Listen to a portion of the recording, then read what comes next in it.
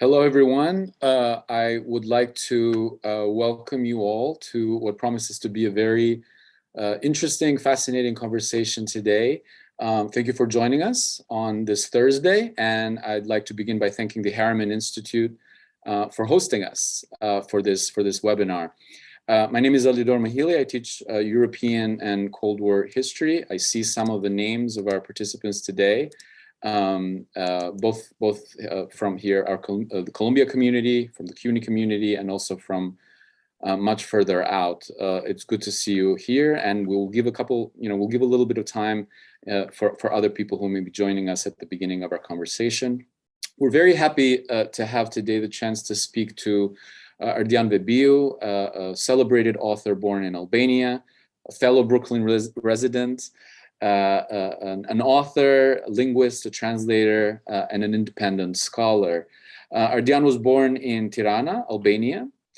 He has authored around 15 books, which include both fiction and nonfiction, as well as a number of research papers in linguistics and semiotics. There are a lot of titles worthy of mention in the introduction, but let me single out a few. Particularly important has been a book on language and the structure of public discourse under the communist dictatorship in Albania. That book was titled Shqipja Totalitare, and that book was awarded the 2009 Gjergj Fishta National Nonfiction Award. A few years after that, in 2014, he was awarded another Albanian award named for Ardian Klosi, for yet another work of nonfiction, Sende që nxirrte deti, which today we have translated as Things Washed Ashore, one of my personal favorites, and an extended essay really on the construction of images of the West for Albanians who lived under the dictatorship after World War II. But I also want to mention Kulaj Sahatit, which is a much earlier volume, but one that I also found very interesting because it was one of these early essays on architecture, Tirana's landmark, which is the clock tower in the center of the capital. And so Vehbiu did a very fascinating insight into the relationship of the people who lived in the Albanian capital, but also the regime, this authoritarian regime, to a particular landmark and to live the lived space of the capital as well. So he's written broadly and for a number of magazines and anthologies. The work has been translated in Italian, Greek, English, and Romanian. We will share some details for those of you who might be interested to get some of the versions of those books in translation or the Albanian titles, which can be a little bit harder to get. And since 2007, he has managed and written for Pejsaje të Fjalës.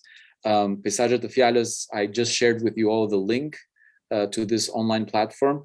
In my estimation, the leading cultural and social magazine in the Albanian language, and really has been one of those sort of pioneering places for diaspora communities to meet, engage critically, and also write and discuss issues of history and politics and current affairs in the Albanian language, a platform that he works very closely with his collaborator, Elona Pira. So I'm very excited and glad to welcome Ardian today to discuss the interesting and sometimes strange and unexpected lives of Western objects, ideas, mental maps, as seen from this particular context of communist Albania. A place that by the 1970s, we tend to think of it as a regime that had sort of withdrawn from the outside world.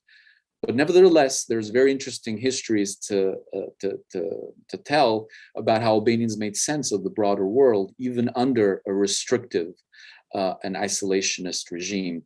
So before I give the floor to Ardian to get us started, and we're going to kind of go back and forth and hopefully also show you some examples.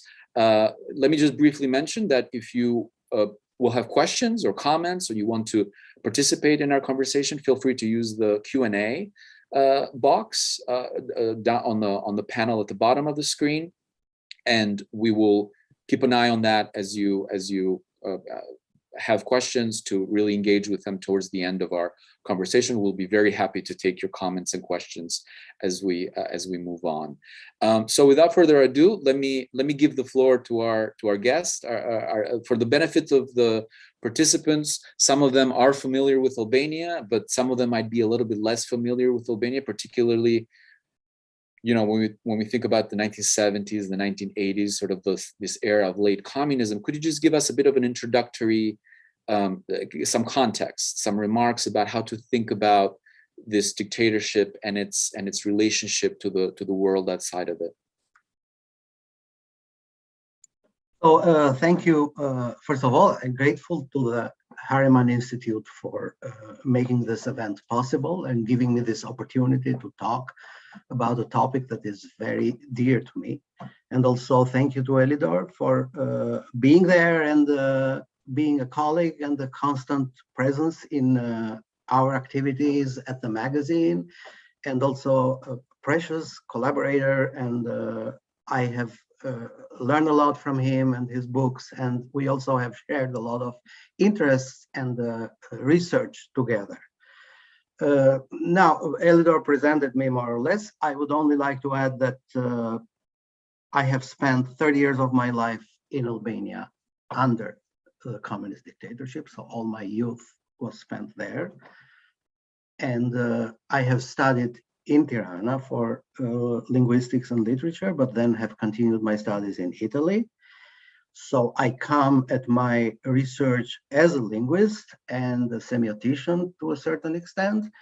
And even though today's topic is going to be heavily anthropological, still I would like to keep to semiotics and the linguistic aspects of the issue, and also mix them with my memory, the things that I remember from that time, trying to understand what was going on with these Things Washed Ashore. Things Washed Ashore is the book in Albanian, obviously, published in 2013, which was also later translated to Italian. It was a book that was very well received, more or less.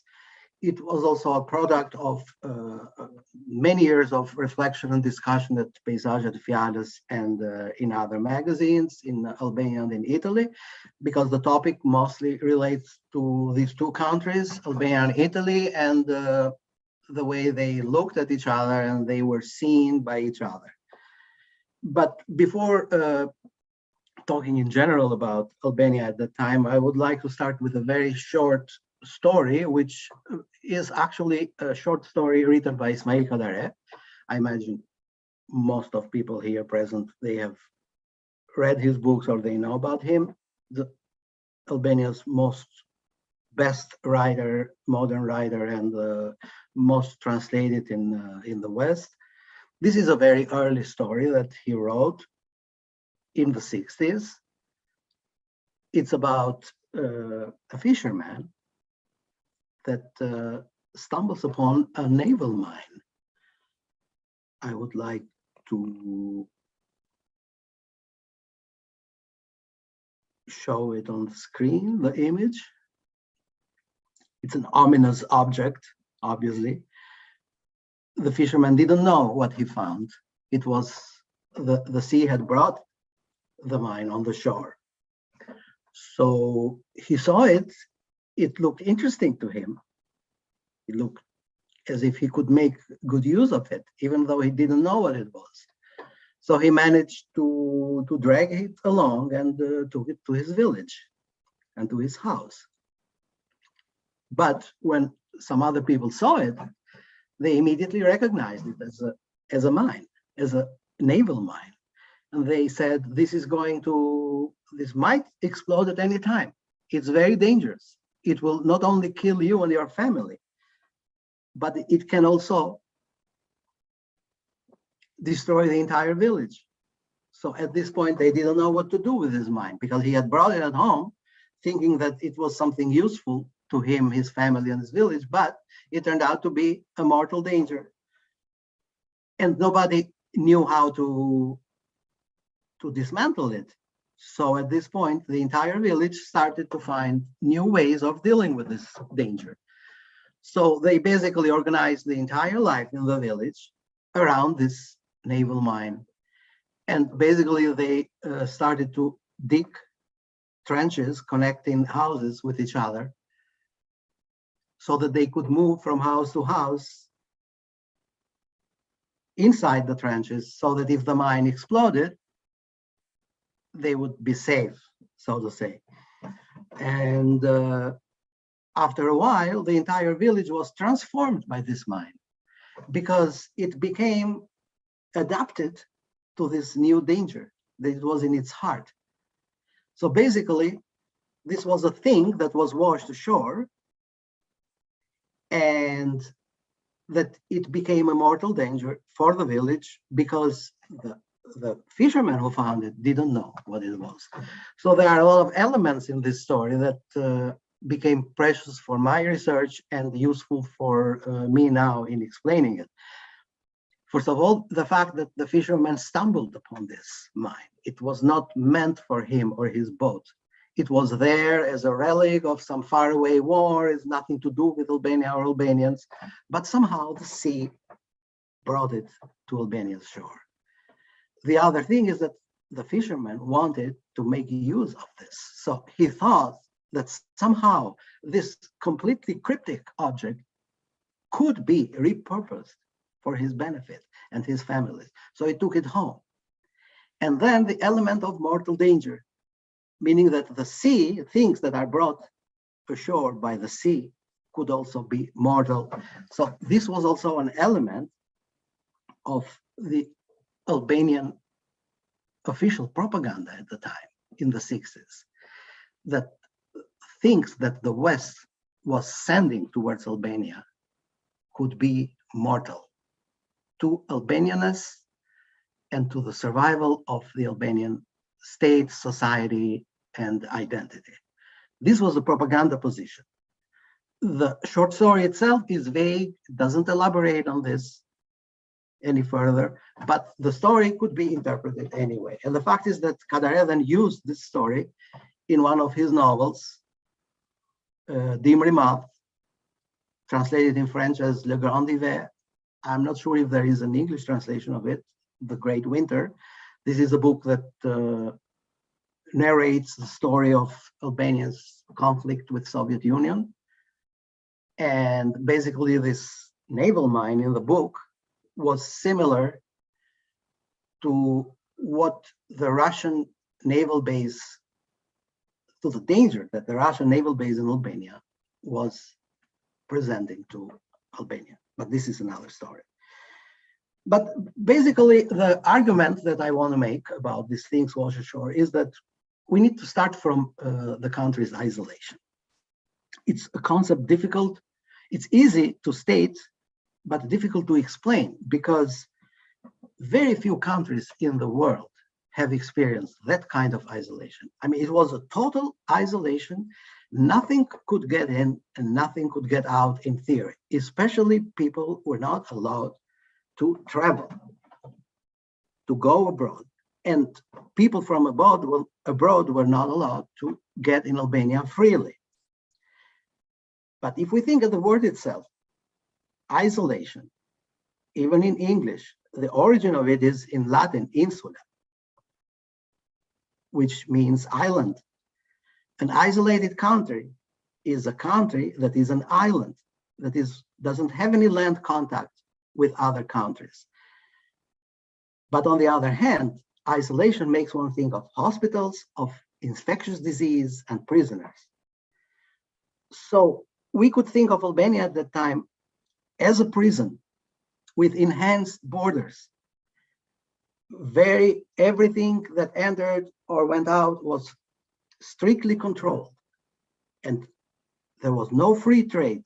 No merchandise was allowed to come from abroad, no tourism. Retail market was nothing more than a ration distribution. I would say that if Albania were a store, it would only offer store brand merchandise. The only routes of contact are the ones that have been approved by the government. So culturally speaking, there was total control of cultural products, starting from foreign literature, foreign books, movies. There were no private publishing houses. There were no alternative media. There was no private commerce. You could not go to an Albanian store and buy music. It didn't exist. All literary and artistic production was funded by the state and was owned by the state. People were not allowed to have private cars, motorbikes, boats. Most people could not have their own homes, and they could not choose where to live. Religion was forbidden. There was no civil society to speak of. So basically, individuals were naked, were left naked in front of the state.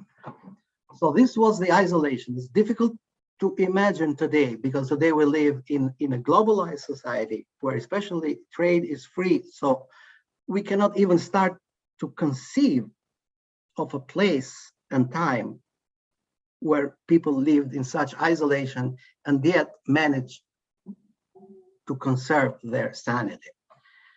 But somehow Albanians managed to do that. And one reason for this were these things that were washed ashore. Now, I would like to show the map of Albania, just to, I mean, obviously people know about it, but I want to explain how Albania was, as a Balkan country, was obviously surrounded by other Balkanic countries, but all these parts here around Albania are mountainous. There is not much happening there. There are no big cities across the borders. So the entire life in Albania, it was, especially cultural life, was concentrated along the shore. And if you see, the shore was turned towards Italy. So Albania looks at Italy and it turns its back to the other Balkan countries. This is something that somehow has determined the fate of the country during the Cold War, and also the fate of Albanians themselves, because the things that were washed ashore in Albania came from the West, unlike what happened in many other Eastern European countries, the contacts of which with the West were of a different kind. So what were these things that were washed ashore? First of all, there were things, actual things, stuff. And then there were cultural products, messages, radio waves, TV, and other cultural products. But let's start with the things, because that's actually the sea can sometimes bring things from a different civilization, a different place, that can be cryptic, curious, and also dangerous. For example, I would like to recall a story, a personal story. In the early 80s, a smuggler's ship, most likely because it was pursued by the police, dumped its cargo on the sea and disappeared. The cargo was made of cigarettes, American cigarettes, Western cigarettes, which were not known in Albania, or very few people had ever tasted them. They were very much appreciated. If you could give someone a gift of a camel pack, you made them a friend for life. So at that time, I remember I was a student at the university, and people who came from Durrës, which is a city next to Tirana that faces on the shore, on the Adriatic shore, and they said, look, something strange has happened, because the entire shore is covered with cigarettes, with cigarette packs. Why? Because something has happened, the ship has gone down or something, nobody knew. So at this point, we lost no more time with a couple of friends who got on the train, and we went to the shore, to the beach near Tirana. It was less than an hour trip by train. And we saw this thing that was incredible. The entire shore was covered with these cigarette packs, multicolored, very beautiful. It was something had exploded, I think, an explosion of color and of a promise of beautiful smokes. But everything was damaged by the water. So we went through the packages. We spent hours on the beach trying to find something that was viable, what could be used, could be smoked. It was not possible. Everything was damaged. The things that were not damaged had already been sacked. They had been taken by other people that had gone there earlier. So we couldn't find anything, but the memory is somehow engraved in my mind of that beach covered with cigarettes. So these were the things washed ashore. Very mysterious. The actual story of this came out many years later. These cigarettes were actually produced in Albania, but they were produced for the contraband market, for the black market. So nobody actually knew about these things. And the Italian authorities were trying to stop this, the smuggling. And one day they caught one of the ships, they dumped their cargo, the cigarettes ended up on the shore, and they were Albanian cigarettes, but we didn't know. We thought that they were coming from America. We thought they were coming from the West. And eventually all of us would start smoking these cigarettes because people in Durrës, they had recovered already a lot of them, and they were even selling them. So this was like a miracle, one of a kind, of objects that were coming to our shores that were not meant for us, and we didn't know what to do with them. Obviously, a cigarette was meant to be smoked, but why and for what reason, it was not clear. In other cases, there were goods, merchandise that came from the West. For example, a record.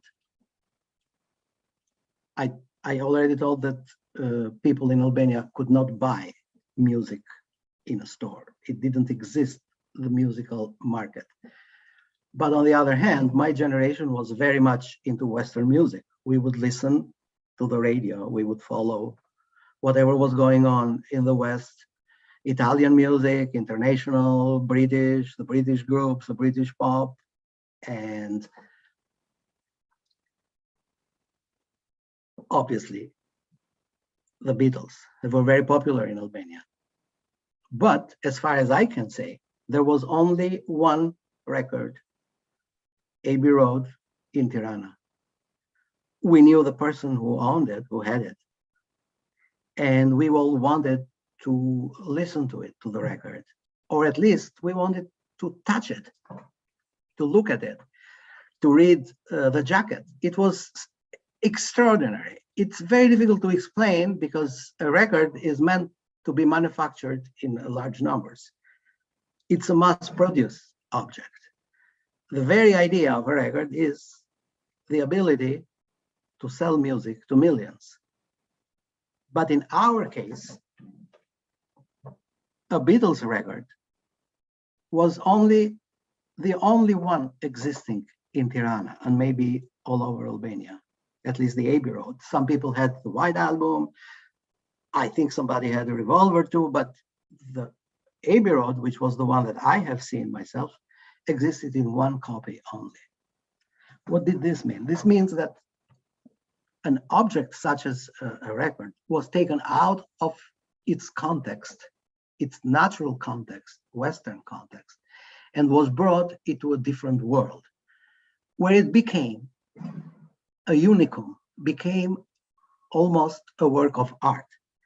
I would like to mention a concept introduced by Walter Benjamin in his essay, The Work of Art in the Age of Mechanical Reproduction. The element of the aura. He says that aura is lost when a work of art gets reproduced. But in our case, these objects that didn't have an aura in origin, they acquired one when they came to a different context in Albania. So basically, they became like objects, like artistic objects, like magical artistic objects. And I'm not talking only about records here. I am also talking about books that came from abroad, magazines, newspapers, and everything that used to be mechanically reproduced, but that once it entered, it exited the circuits of the West and entered the one in Albania, it changed nature and became something completely different. It still represented the West, but represented it in a different way. So this is about Western objects and goods being treated as sacred, as relics, as very special for people who wanted to have them or touch them or be in contact with them, as use them as status symbols. On the other hand, these very same objects were similar to the concept of trash. One concept that I have elaborated in the book, I would like to introduce here a little bit, is the concept of contact at the excremental level, which means that if two cultures are too far from each other, it is very difficult to keep their contact away from the excrement. I will bring a few examples. Maybe my fellow Albanians know them too well, but others not. What was trash for the West? For example, plastic bags, plastic bottles, even wrapping papers. When they ended up in our shores, they would become objects of a different value. They would be reused.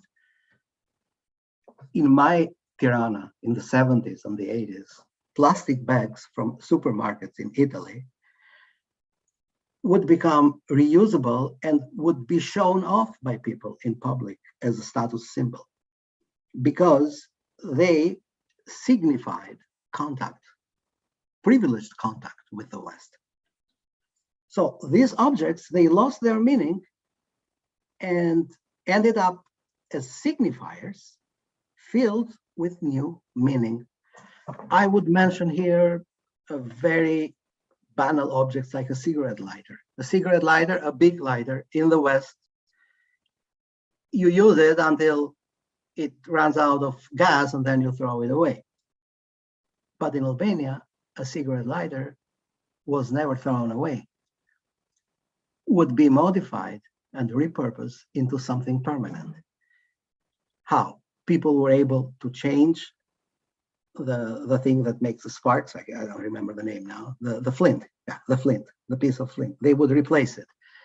People had figured out how to drill a very small hole in the lighter so that they could refill it with gas.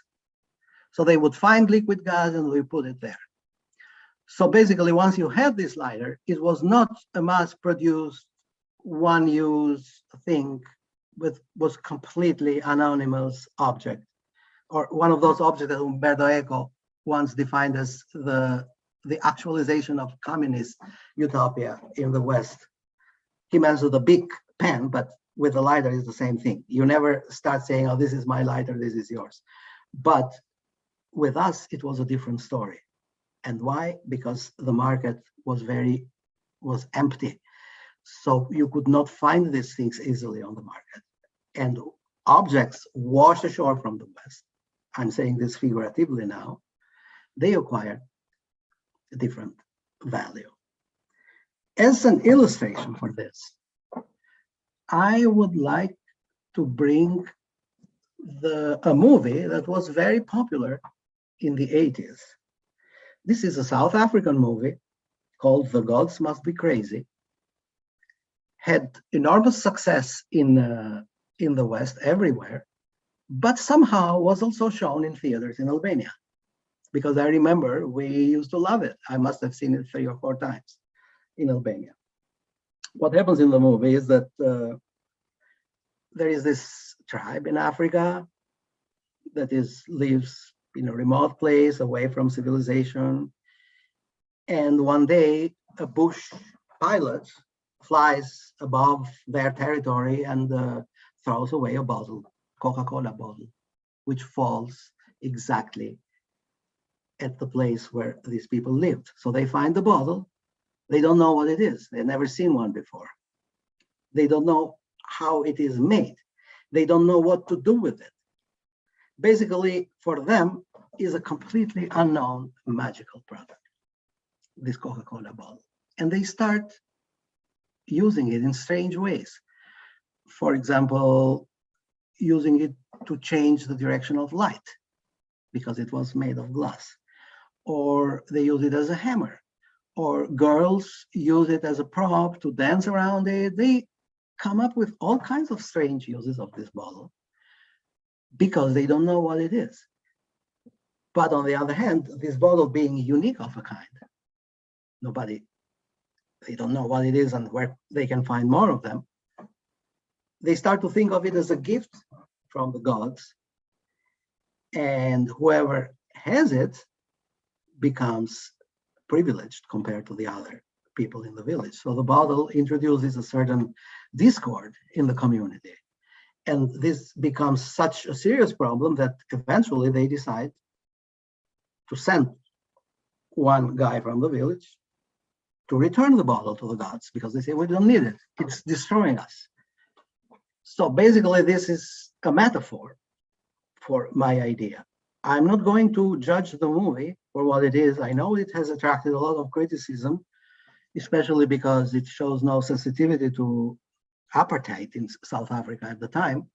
But it doesn't matter because the idea of this foreign object that is washed ashore, it falls from the sky in a community, that they have no idea what it does, what's its purpose, and how it is produced, and how they can make more of it. These objects are disruptive, and they can create chasms in communities and be very problematic, especially for the government. It happened in that movie, but it also happened in Albania under the totalitarian dictatorship, because they were aware that they could not fully control the effect of these objects in the population. Even though they tried, they couldn't, because they couldn't control how people were going to react to them. Because there is one other thing here that I want to point out, that the target of these things in Albania, common people, they were not the actual target of them. Whoever sent them, even goods or even messages or other cultural objects, they didn't do it on purpose. They didn't mean to talk to Albanians. Albanians were accidental receivers of these objects and messages. So whatever effect they had on us, it was unintended. This is true for goods, but this is also true for messages such as the one that come through the air, through radio and TV. And here, before moving on to the topic of Italian TV, I would also like to mention a well-known novel.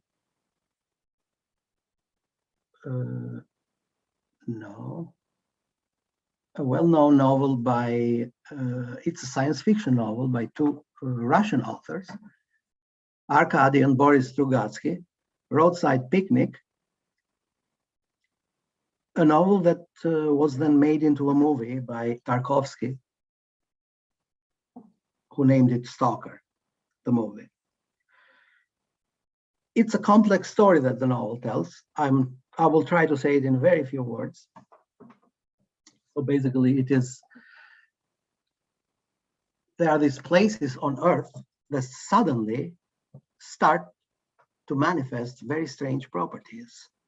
These are called zones. And people who go there, they recover very strange objects that nobody knows what their purpose is and what to do with them. They seem to be manufactured by a superior technology and a superior civilization. But how they came there and what humans are supposed to do with them, nobody knows. One of the characters in the novel, has this theory. He says that these places were used by aliens, extraterrestrials, for a picnic. So they came to Earth. They didn't even notice that there was a civilization on Earth. They completely ignored it. And they had a picnic for a couple of hours. They left their trash around and they left. So basically what we were seeing now, these strange objects and effects and sometimes even mortal, this is their trash. Because we as terrestrials and them cannot communicate but through trash. So at an excremental level. So this is one of the ideas, the main idea in the novel. What happens then is a different story. But in my case, it is important because it helps me understand how repurposing can also be dangerous. And if you allow me another very short story related to the topic, is what is known as the Guyana incident in Brazil. There was this hospital that threw in the trash a piece of machinery, that's a diagnostic machine, without knowing that it contained a piece of radioactive cesium, which was used for radiotherapy. Very powerful. Children playing in the trash and various people who were looking for, I don't know, to recover things, they found it. And they were amazed at how beautiful it was, this piece of radioactive cesium, because it glowed. It was blue, it was beautiful, and it glowed. And one of the workers took it home and gave it to his daughter to play. And his daughter covered herself with it because it was glowing, it was beautiful, it was amazing. She showed it to her friends. And then a couple of days after, people started to die because obviously this was radioactive, was heavily radioactive, mortal. Several people died, many more were exposed to radiation. It became like a scandal for the government and everything. And all this because that piece of cesium was beautiful. It attracted them. So it was beautiful and mortal. Somehow it's similar to the story about the naval mine that attracted the fisherman because he thought it could be useful to him. He thought maybe they could recover some oil from it or something. In this case, they thought maybe we give it to our kid to play with it, but it was radioactive. So this is the danger of a communication kept at the level of trash. So this is more or less as far as the objects, the goods are concerned, Elidor. Thank you very much. And if I could just ask, because you mentioned briefly, this was a very vivid illustration of a kind of a material form of communication. But you mentioned at one point, since obviously there are certain parts around Albania, ports, seaside, right, over 100 miles of sea coast. Airwaves are another dimension where a kind of relationship to Western sounds or Western images could have been established in addition to this more material form. Could you say a little bit more about that? Yes. Because the Albanian coast was washed in airwaves from entire Europe, but especially from Italy. In the 50s, I mean, even earlier, it was just radio. But starting from the 60s, television arrived as well, television waves. And the regime knew about it, was aware of the radio, knew that the people were listening to Italian radio, because traditionally in Albania, there has always been an interest for Italian music. Same as the interest for Italian movies, you know. I mean, all this before television came into existence. In the 60s, as the television became a powerful media in Italy, it started to be watched in Albania as well. But the problem was that very few people could do this because of TV sets. They didn't have TV sets in Albania. I mean, this is related to the fact that you could not find a TV set on the market. You could not just go to a store and buy a TV. No, this was impossible.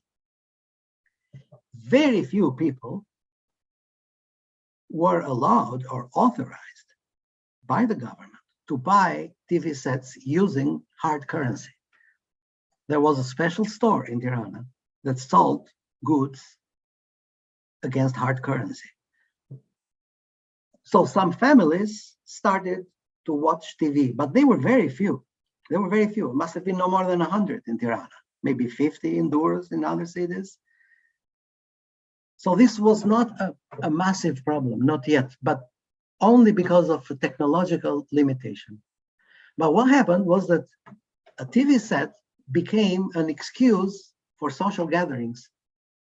It was an unexpected development because Albanians, being convivial and they congregate easily and they go to each other's places. And now that there was a family that actually had a TV set, everybody would go there and spend the evening there. So it became like a small cinema for the entire neighborhood. I remember in the 1970, it was the World Soccer Championship, the one in Mexico. We had a TV at the time at our house. And every evening, there would be like 40 or 50 people that would come to watch the games in my place. It almost became like a small stadium there, my living room. It was a small TV, a 14-inch Russian TV.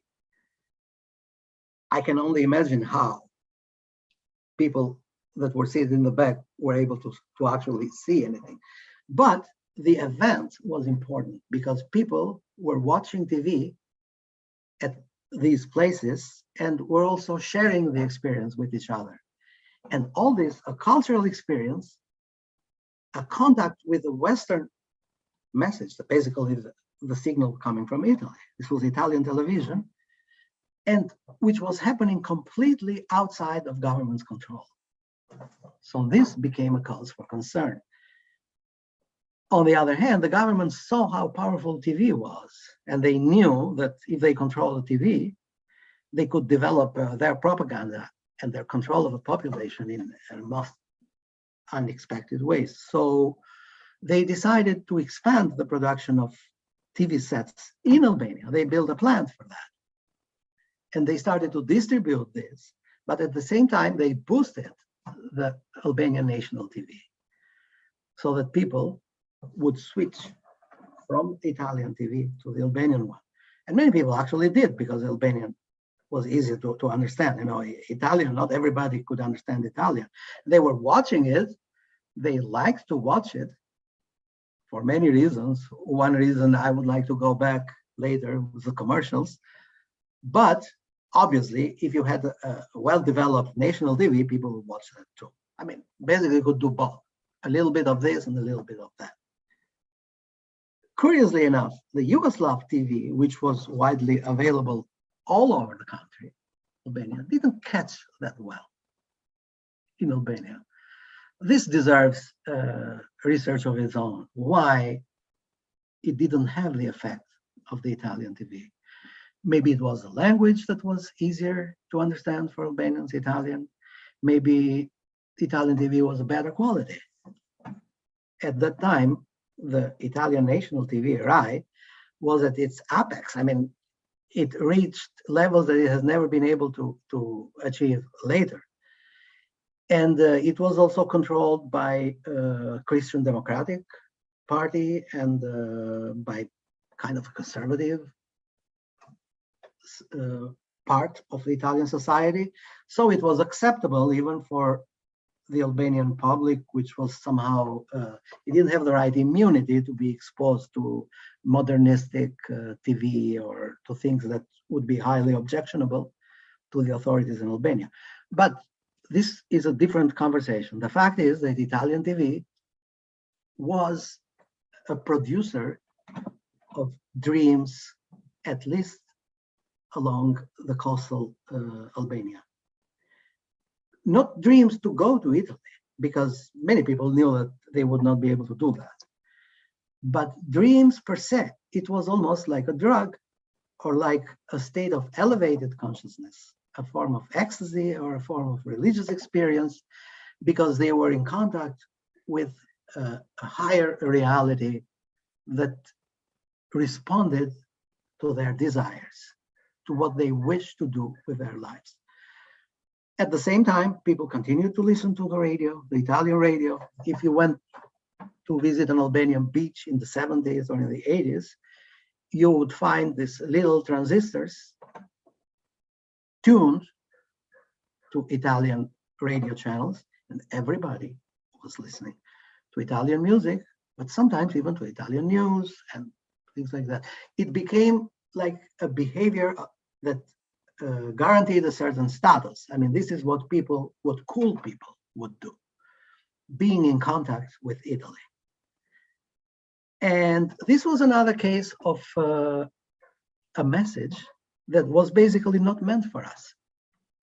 Because the TV producers in Rome, when they prepared their programs and their philosophy and ideology, whatever they were doing with their production, they never thought of Albania.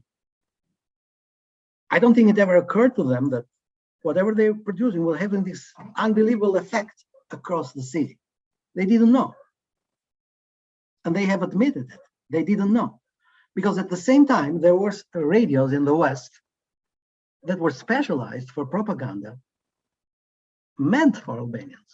These radios would speak in Albanian, like Radio Free Europe, the Voice of America, Radio Vatican, well, several radios. I mean, there was even Radio Moscow had an Albanian program. But this was propaganda. Many Albanians didn't really care that much to listen to them. They would do it, but they wouldn't do it for entertainment and not for, especially not for getting into a higher level of awareness or experience. No. They wanted exactly these products that were not meant for them. They wanted to enjoy the accidental effects of these programs. So this is something that deserves attention.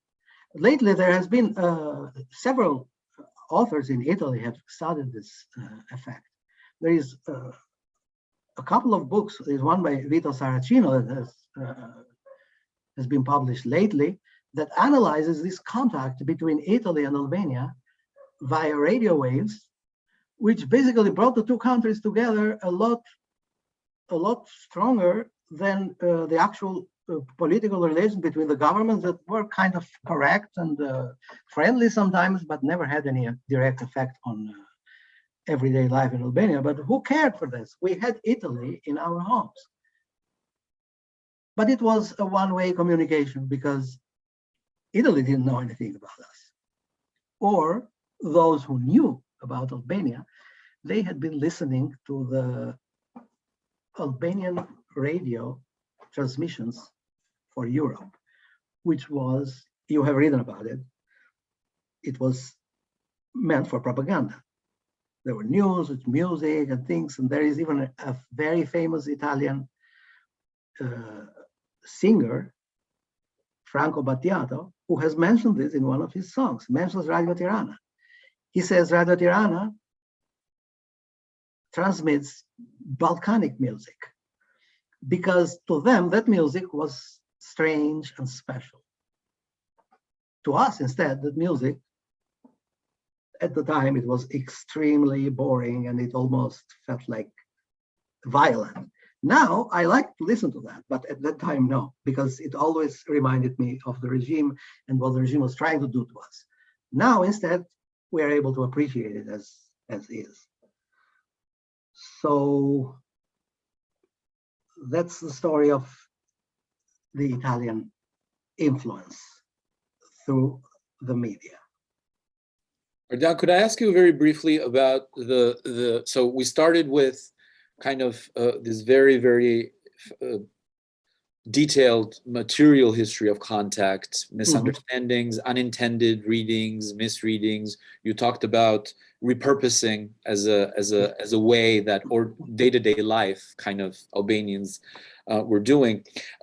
When you sort of look at the regime, when you look at the censors, when you look at the cultural control from the perspective of the party, of the government, of the they seem to be consumed by this idea that there's some sort of virus-like quality to Western, whether it's literature or books, but even magazines, right? Catalogs, things of fashion.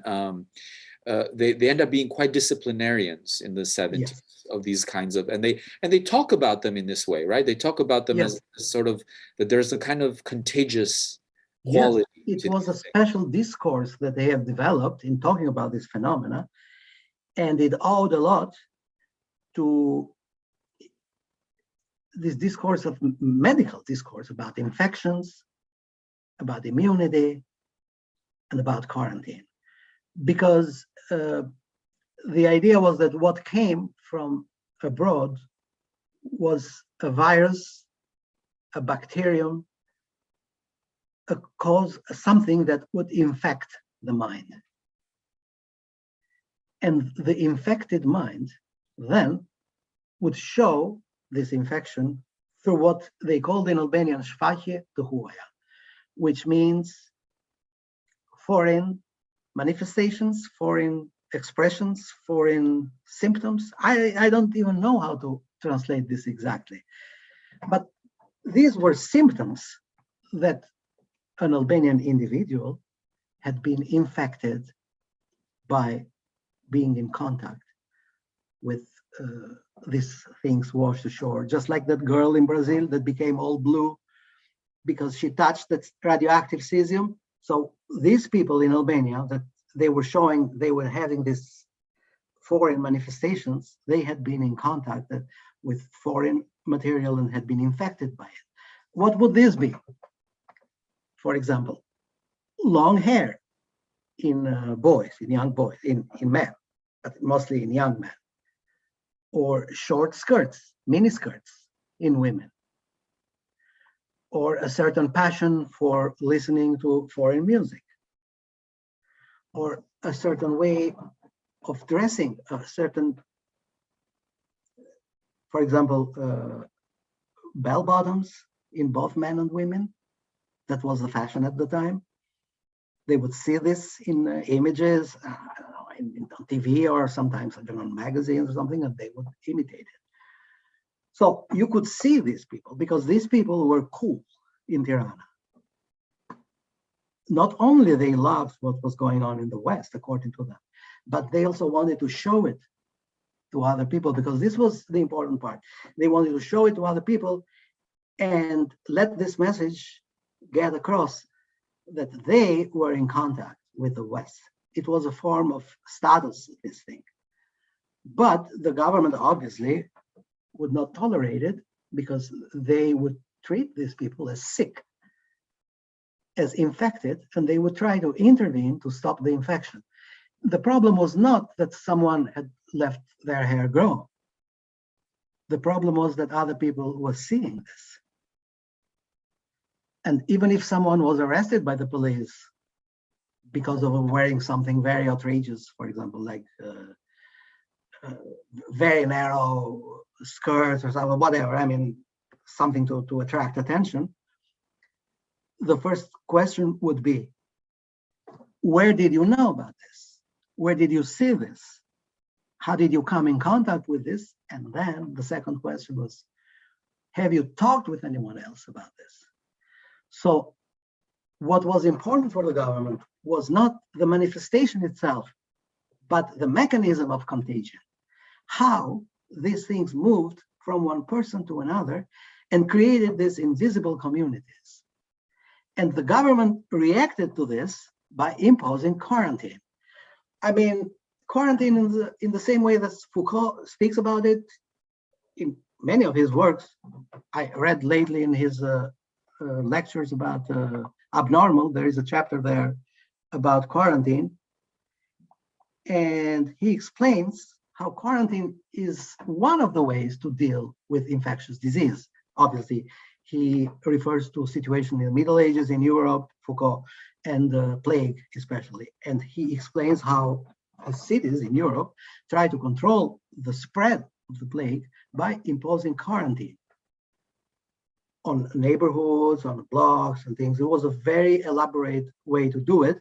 But then they found out that quarantine was a good way for control in general. It didn't have to be infectious disease.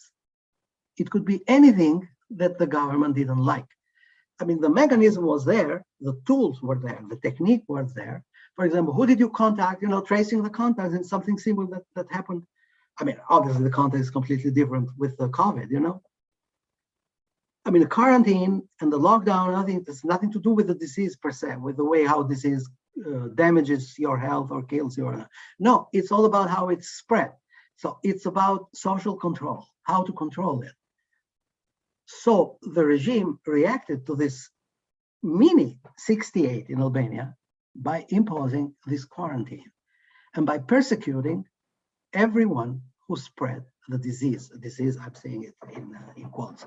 I mean, this infection from the West, which could be, infection could be a piece of clothing, could be a certain way of wearing your hair, or very big eyeglasses, or could be a tattoo, or could be even a book that was not supposed to be read, but which was read. For example, reading a book by Camus was a foreign manifestation. So the government, I'm not saying that it will send you to jail for this. It has happened, but it was not the point. The government just didn't want this to happen. Why? Because they wanted to keep things under control. And if Camus was ever to be read in Albania, it had to be the government to approve it. It shouldn't happen outside of its control. It had to be in full control. This is more important than the actual product that circulated, or even image or message. The content was not that important. Important was that whatever happened outside of government control. Thank you very much. We already have a number of questions, okay. And we can sort of pick up from there and continue the conversation as it moves. But we welcome your comments, your contributions in the Q&A box. I'm going to start with Sashenka asks about a fact that you mentioned earlier, was that the Albanian ownership of some of these things, some of these objects that kind of came from a different reality, different context, could be a status symbol in once removed to Albania. In what ways could we think of them maybe also as acts of subversion? Yes, it was, because even having a status was subversion. Just having a status, because who are you to have a status? A status, I mean, a party secretary has a status. A member of the government has a status. But if you develop a status of your own from below, this will raise eyebrows. But one has to keep in mind this, that certain articles or clothing were so unique that, for example, you could recognize someone just by the shirt that they were wearing, because there was only one shirt of that, like that in Albania. So you see the shirt and you say, oh, that's that guy there, over there. They became part of your identity because they were unique. Let's say somebody like a truck driver went to, to Italy, Trieste, and bought a shirt there on the black market.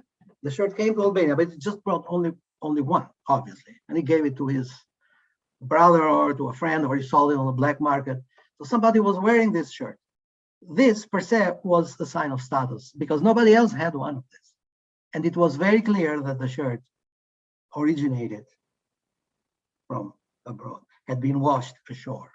It was a special thing. It was not mass produced. It could have been over there, but not in Albania. In Albania had an aura, again, to come back to that Benjamin concept. But I also want to say this, since we are talking about clothing, a curious phenomenon was that in the 70s and the 80s, maybe even during the 60s, there was this Italian mail order company called Postal Market. It had an English name in Italy. Today they speak of it as the Italian Amazon, because what they did was they would distribute the catalog everywhere, and then people in Italy could order clothes from the catalog by calling a number or sending mail to them, and they would receive whatever they had ordered.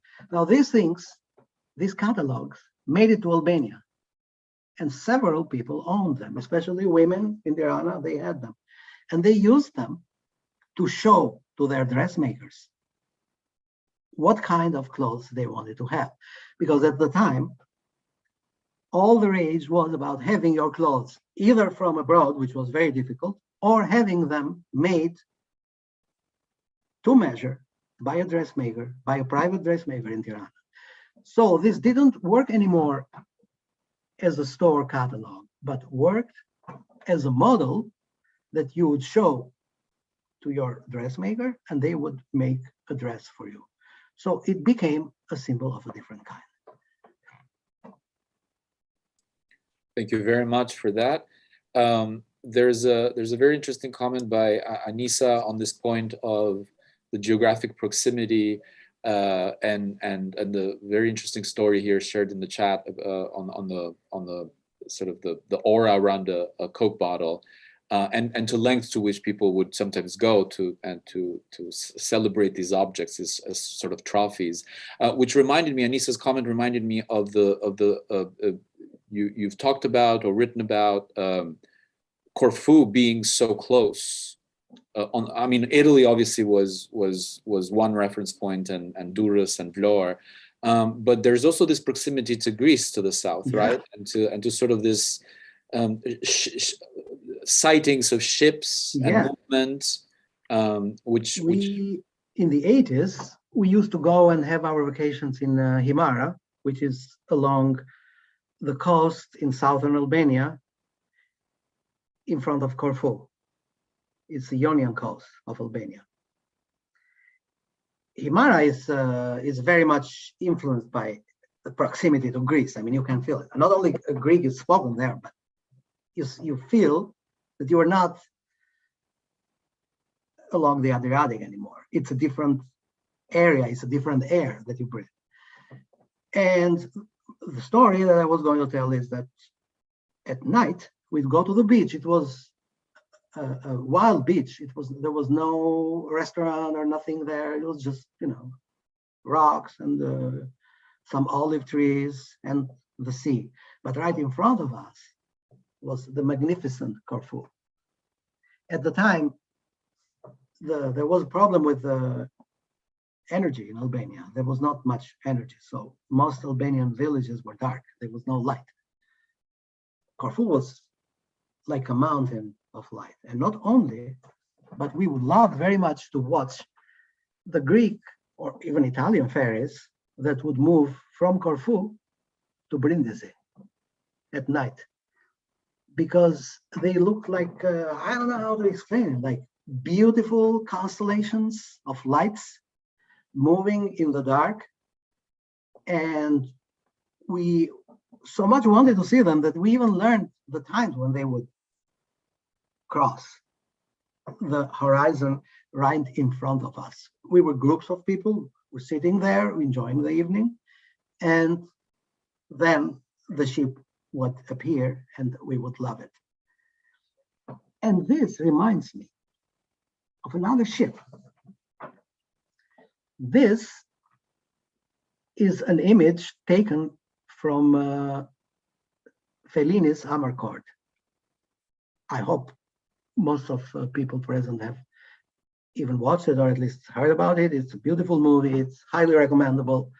It's about this small community near Rimini. It's a village, basically, that in times of the fascist era, before the war, and they had a tradition in the village.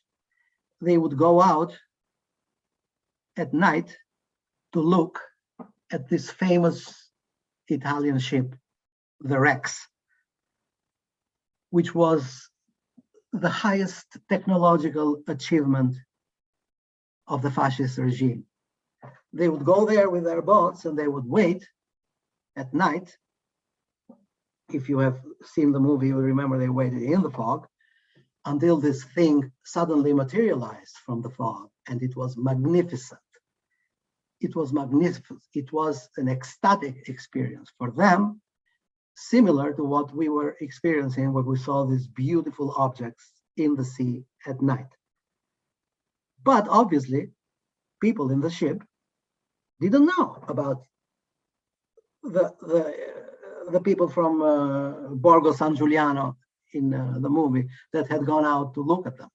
They had no idea that they were being watched. So this voyeuristic moment is important to me because I find it everywhere, obviously in the movie, but also in our relationship with the West, especially when Albania was isolated and under a totalitarian regime. We like to watch. We developed this culture of watching, of not doing anything, just watching, enjoying things from afar by not participating, just watching. It became like part of our culture to assimilate the West by watching it. There's something not exactly right here, but that's what happened. It was not our fault or Albania's fault. It was the regime that kept the country closed. So what they could do was just show up at the ramparts of the castle and look what was happening below. It's a bit sad, but that's what it is. We have that in us, at least my generation. We cannot make believe that it's not there. We just try to understand it. Thank you. I was going to ask you, about sort of this post-communist moment, but I see now that Andy Laska's question is very, very much along the same line. He's asking about sort of this amusing, perhaps whether you find it amusing, this paradox that some of the very objects and sites, remnants of the communist dictatorship, right? The ones that it actually actively produced or manufactured or created, are now seen, had or were for quite a while, as trash, right? As useless, that they've lost their functions. And all of a sudden, perhaps are now of greater interest than they may have been in the last 20 years or so, that there's a kind of, they're acquiring perhaps different value to Westerners specifically? Yeah, because they find it easier to keep a communication at the excremental level. I mean, it's something that I mentioned before, because a bunker now in Albania is trash, if you think of it. It belongs to a different civilization, to a different paradigm. But it has a reacquired value because it's easier to sell it to a foreign tourist, because it's so different from what they have in their world that they are interested in it. They haven't seen anything like that. I mean, maybe they have, but to see so many of them, especially along the coast, it's too easy, you know. But this thing about trash, it's not only in Albania. It's become like a plague all over Eastern Europe. I mean, there are so many photos circulating of trash, Yugoslav trash.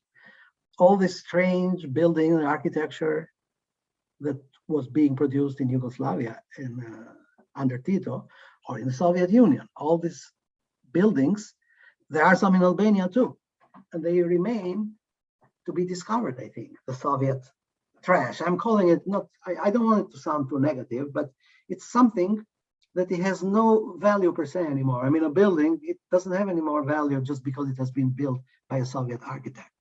But still, it can be valorized, revalorized, if you act smartly. There's a lot of them in Albania. And sometimes I feel sorry that they are not more present in public discourse.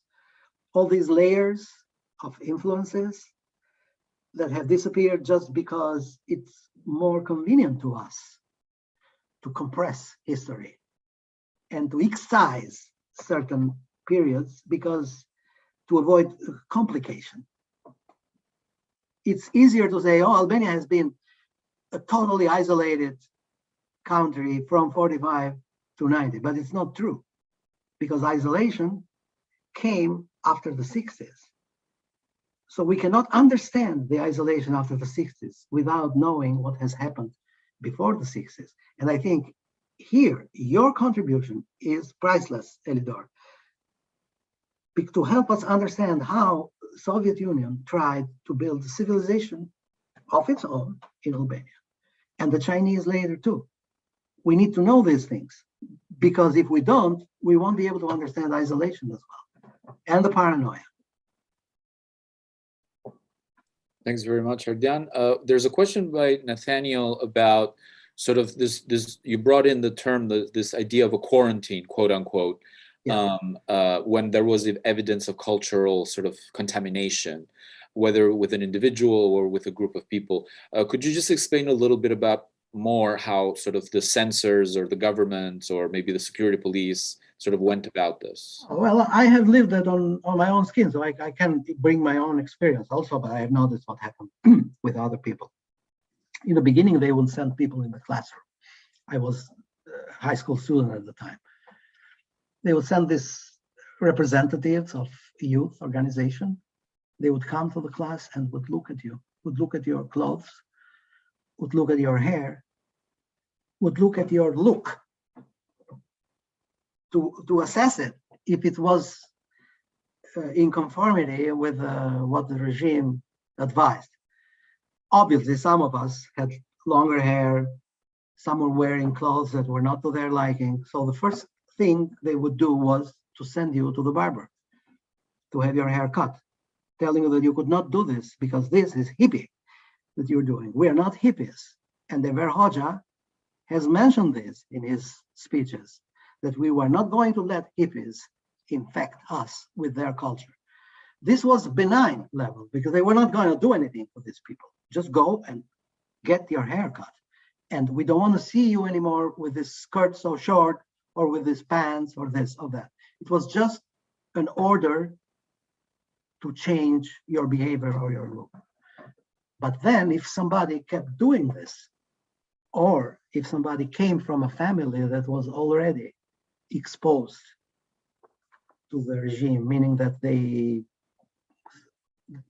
had a cousin that was in jail for political reasons, or they were somehow contaminated even politically, then there could be other consequences more serious.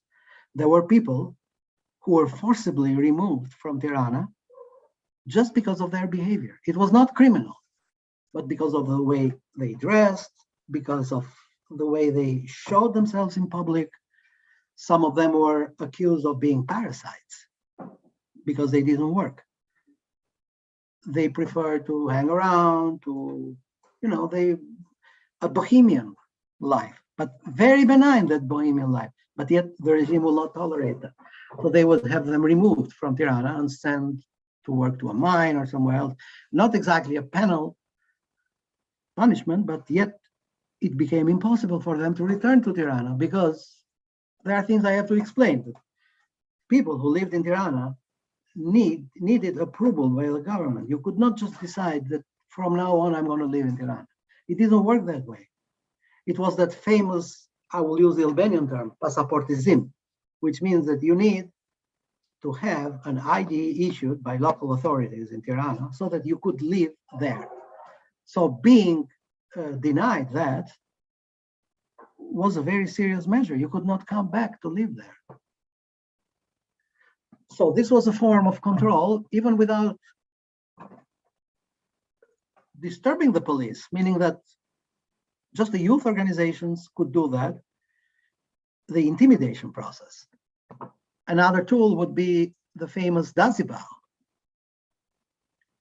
in Albanian fletrufe, which was a form of like a poster in which someone was openly criticized for something that they had done or something they had said or for their clothing or their looks. And this was made public and was supposed to achieve a form of public shaming. This was a form that was basically imported from the Cultural Revolution in China. But this was another form of imposing quarantine. But there were so many other forms. I remember there were actually teams of activists that were moving in the neighborhood and were looking for antennas, because an antenna of a certain kind betrayed the owner's intention to watch Italian TV. So they would go there and say, you have to remove the antenna. And people were afraid that they removed it. And sometimes they would go back at night and they would erect it again. So it just became like a game at a certain point. But this was a constant activity, a constant activity. The quarantine was exercised in every level. For example, at the censorship level, there were people who were actually controlling every book in every library to make sure that the book was not dangerous to readers. And the books that were found questionable, they were marked with a red sticker, and they were not available to the general public. So you needed special authorization to go and get them. Thank you very much. Those of you may have noticed that Annie in the chat box provided a translation in English to Janis Bukuru Arplera na Deon team, which is on this issue of sort of the discarded discarded reality and material culture. But there's the question here is about sort of the limits to which, basically, what defines the limits to which serendipitously found objects could be transvalued by finders, the parameters of this kind of repurposing. That's one question. Could I ask? Do you want to take this one, or could I ask another one as well? Yeah, you can ask another one. So because on this issue, it's sort of they're kind of related. Eli Krasniqi asks about, there's the repurposing and there's the parameter of the repurposing, but this question is about sort of the passivity, watching. You mentioned the ships, this traffic, but doing nothing. And the question is basically, could we maybe relate that to post-socialism? In a sense, is this sort of a way of dealing with the past? Could we maybe, how is that connected to the way in which the communist past has been sort of handled or not handled in the specific context of Albania, in the sense of transitional justice? Okay, I will start from the first question about the limits of serendipity and repurposing. And the thing is that the quality of these objects that came from abroad was that they were unique. This is a starting point, in my opinion. They were unique, one of their kind. So they immediately acquired some characteristics of an artistic object. And then they were being used to generate special experiences. So in a way, we also consider them as fetishes, because having some object of this kind, you could relate to it as if it were a fetish of sorts. It would generate in you a special experience that would be very individual. So you were allowed to use it whichever way you wanted. I had an example, I will bring it now.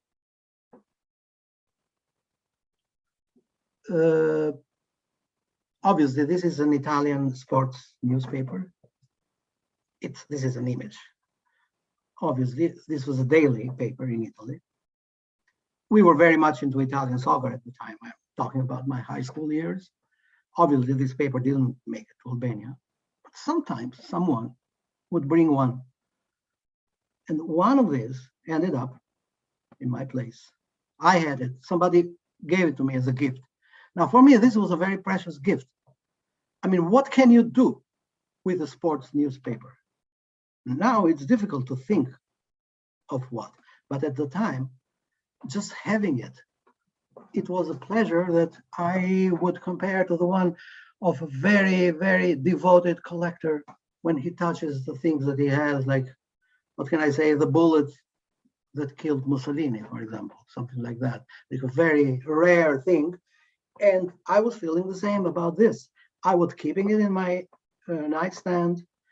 I was keeping it hidden, wrapped in plastic.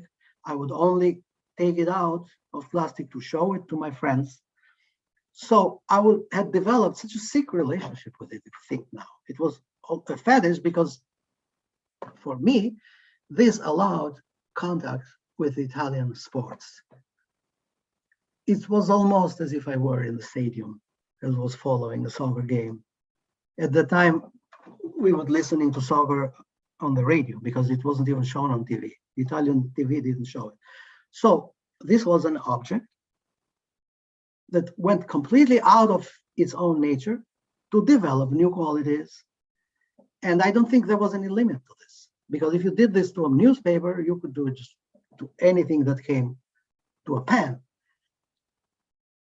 I have known people who treasured soap wraps in Albania. I mean, somebody had bought a soap, had brought it to Albania, had taken the soap out to give it to someone, and the wrap had given it to someone else because people would enjoy having that. It was trash, but it was precious trash. So that's how it worked. Now, as for the other question about Eli Krasniki, right? It was the question about voyeurism and passivity, right? Yes, the passivity question in terms of post-communism. Yeah, I would say it has deformed us totally, because even now we don't know how to properly act, how to properly communicate with the world beyond Albania. There is a word in Albanian, Eli obviously knows, it's sehir. This is a very critical concept for a street sociology. Sehir, it's something that people do when they watch something, but especially in public. Let's say, for example, they are digging on the street, the workers, and then you have like 15 people watching. What are you watching? No, it's an activity. It doesn't matter. Nothing is going to come out of that digging. But the fact that something is happening and it needs a certain public, people that watch that and they talk to each other. It's a form of getting together by looking at some activity without participating in it. It is inherited. I mean, it's not that it was developed in Albania under communism. It's a way of living, especially in the cities. People like to watch things. And then I have no doubt that the media contributed to this, because media have transformed most of us in voyeurs, because we watch things very often without being able to participate in them. Even now, when social networks give us the possibility to act, still most of the time, we are voyeurs. We watch. We can't find the proper balance between watching, which is an important activity, and participating, which is different and as much important. So a couple more questions. Let me ask first the one on by Agnieszka Brega asks about taking us back to this issue of subversion. Could secretly listening to foreign radios like Voice of America, but any of the number of other stations, Western ones in the 60s and 70s, also be seen as Voice of America in Albania was jammed, at least along the coast. So in Tirana, you couldn't listen to it for a long time. Only very late in the 80s, we started to listen to it. There were other radios like Radio Vaticana and maybe Free Europe or Radio Moscow, which were not. That was dangerous to do, a dangerous thing to do, to listen to foreign radios in Albania. Because you could listen to BBC all day long, and I don't think this would be a problem. But if you listen to Radio Moscow, that was dangerous. Radio Moscow in Albania, because the government knew that that was direct propaganda. So it was meant for Albanians. And it was meant for Albanians because the authorities in Moscow didn't like the actual government in Albania. So they wanted to undermine it. They want the Albanian people to, to do something against it. So that was subversive, and you could pay for that. If it became known, or if somebody was eavesdropping on you and discovered that you and your friends or your family were listening to a foreign radio. That was directly subversive. But that was not an unintended effect. It was an intended effect of the radio. That radio wanted you to listen to it. And then we have a final question by Enriqueta Papa, thanking you for the talk. There's this issue of how certain objects, remnants of the communist period, photographs, medals, are sort of used, and it's not just foreign tourists that are sort of attracted to them, Westerners or other tourists, but they're also sort of used in clubs and bars in Albania. There's a kind of resurgence, perhaps, of some of the iconography of the communist period. And so Enriqueta is asking about sort of what kind of use that is when we use these cliches, the Coke cans or the bottles. It turns into a bit of a stereotypical kind of, it's almost like a marketing trick, right? Fascinating, yeah. To the West. This activity, it finds it hard to remove itself from the trash now.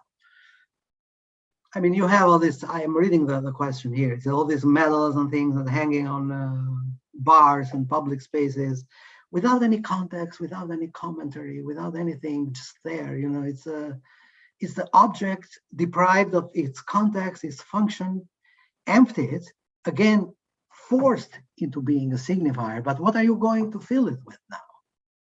Because some people fill it with nostalgia, but some people don't even do that. Some people think, oh, how cool, that is cool. They think that represents the regime. I mean, by looking at it, some people think that they can get an idea of how that regime worked. Other people have tried to achieve this by visiting Enver Hoxha's house, his private house in Tirana. Because, Enver Hoxha lived there. So what? You don't get anything if you do that. You don't understand the thing. It's very hard. It's very hard. An object in itself will always lose its purpose and its content and will become a signifier. But what you put into this signifier, it depends on you. On what you have, what you know, on your preparation or your intellectual capacity and a lot of other things. You cannot just throw this at the public, because if you do that, you're throwing trash, as the colleague says here. And I think there's another comment that sort of relates to this notion of how easily one can fall into this sort of use and abuse of these images. But there ought to be a way. How can someone speak about sort of the attraction to the materiality of these Western stranded objects, but also sort of insisting on the dignity of the people involved, right? So on their agency also, and not sort of subsuming them as these passive recipients and reaction to a world, but as sort of as individuals, as peoples with certain creativity and certain ways of inhabiting the world, right?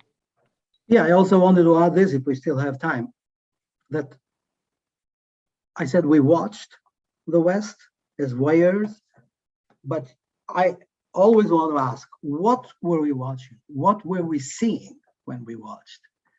This is a question that has not been properly answered, I think. I have an example in the book, if you allow me. This is a story that is told by the diary keeper there this is James Cook, the Captain Cook, the one who discovered, who traveled all around Southern Pacific in the late 18th century. And one day he came to Botany Bay in Australia. It was the first contact of Western traveler with Australia. And there were some natives there in the bay. They were doing their activities. They had caught fish. They were eating and doing things. And the ship moved towards the shore. And some of the canoes moved across very close to the ship, but they showed no interest to the ship.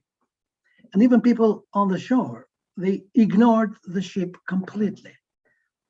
This was a big ship, a tall ship, as they call it. So the cook himself and other people there were wondering what happened. I mean, how come they are not reacting to this? And then when they lowered the boats in order to land on the shore, then that's when the natives rose and started to get ready to battle. And some analysts today have reasoned that maybe they didn't register the ship because it was such a foreign object to them, to the natives, of being a completely unknown technology, and even the size and everything. So they thought of it as some rock or something that didn't deserve attention. Only when the threat became more acceptable size as a boat, then they became alert. So I'm asking again, what did we see? Did we see the ship when we were watching the West, when we were following Italian TV, the commercials and all those things? Did we see the ship, or were we just missing it? Because this is a possibility too. Maybe we were missing it, which is something that always have to be considered as a threat, especially when two cultures that are not in much contact with each other try to communicate. What are we seeing? And also, what are they seeing? Obviously, it works in both ways. Thank you very much, Ardian, for the conversation, for taking us step by step and showing some examples, very vivid ones. And thank you all for joining us today. Thank you for your questions, your engagement. And we look forward to having you in our future events here at the Harriman Institute. Thank you, Elidor, and thank you, Harriman Institute. It was a nice evening for me. Our pleasure. Thanks, and see you all soon. Take care.